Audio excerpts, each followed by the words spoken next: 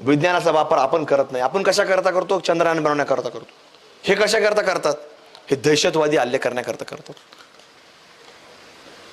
हे डिबेटमध्ये विचारा, हे सोशल मीडियावरती विचारा, ज्या वेळेला ट्रोलिंगवाले पुढे येतात, हे काही लोक अकाउंट बी डुप्लिकेट असतात.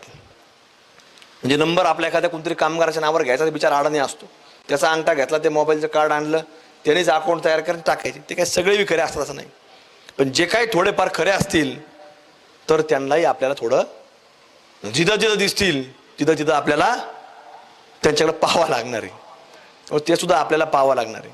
आणि हे सगळे विषय तुम्हाला सांगतो अत्यंत गांभीर्याने घ्यायचे विषय.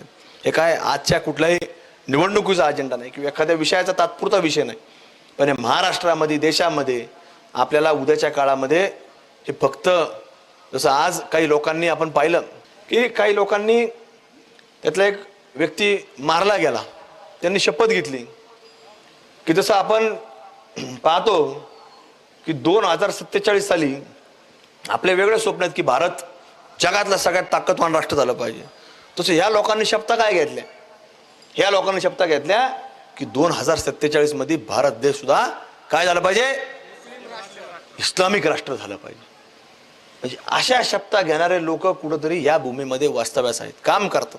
ते उघड येत नाही. आपण उघड बोलतो, आपल्या सोशल मीडियावर भाषणं येतात, त्यांचं कधीच काही येत नाही.